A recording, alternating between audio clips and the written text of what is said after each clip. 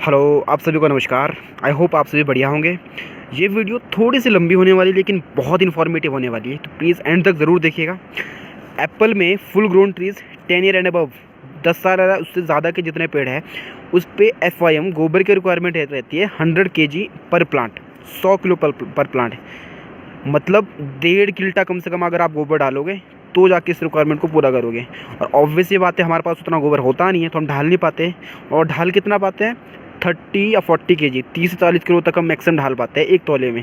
तो कितना कम गोबर हम ढाल रहे हैं। इसी चीज़ को मैनेज करने के लिए हम क्या कर सकते हैं कि अगर आप जितनी भी पत्तियाँ आपके बगीचे में हैं उसको इकट्ठा करके अगर आप यूँ तौले में बिछा दें और वो सड़ा दें तो आपकी गोबर की रिक्वायरमेंट काफ़ी हद तक कम हो सकती है।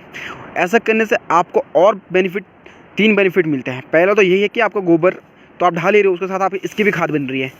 दूसरा बेनिफिट आपका क्या मिल रहा है कि जितना भी न्यूट्रिएंट इन पत्तियों में साल भर में जितना भी आपने कैल्शियम बोरॉन स्प्रे किया, अब होता क्या एक्चुअल में कि जो नाइट्रोजन है, फॉस्फोरस है, पोटाश है, वो तो इन पत्तियों से निकल करके वापस इन टहनियों में, बीमों में चला जाता है, टहनियों में वापस पौधा ले लेता है।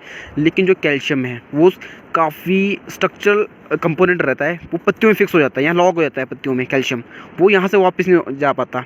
लॉक के कारण वापस नहीं जा पाएगा और यही पत्तियाँ आपके बगीचे में पड़ी रहती हैं। तो जितना भी कैल्शियम जब ये सड़ेगी, जब ये सड़ जाएगी तो वही कैल्शियम आपके बगीचे में पड़ा रहेगा। पौधे के रूट्स यहाँ पर है और कैल्शियम आपका उधर बिखरा पड़ा है। तो क्यों ना हम इसी पत्ती को इकट्ठा करें, अपने तौले में सड़ा दें। जो यहाँ से कैल्शियम हो गया, बोरोन हो गया, जो स्ट्रक्चर में है फिक्स्ड जो न्यूट्रिएंट है, वही न्यूट्रिएंट हम प्लांट को इस तरह से दे सकते हैं। दूसरा बेनिफिट। अब आते हैं जी तीसरे बेनिफिट पे।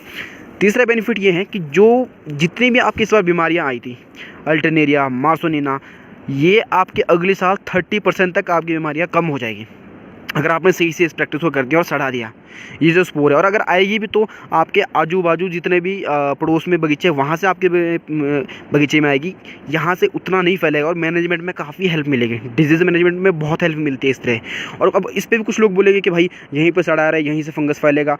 कुछ नहीं होता। मैं 2 साल से इस प्रैक्टिस को कर रहा हूँ। अगर आपने ढंग से इस प्रैक्टिस को किया, ढंग से सड़ा दिया, तो कोई स्पोर यहाँ से नहीं फैलता, कोई बीमारी यहाँ से नहीं फैलती। मेरे बगीचे में जितनी बीमारी आती है वो सब आस पड़ोस से आती है, यहाँ से कुछ भी नहीं फैलता है। यह आ गया तीसरा बेनिफिट।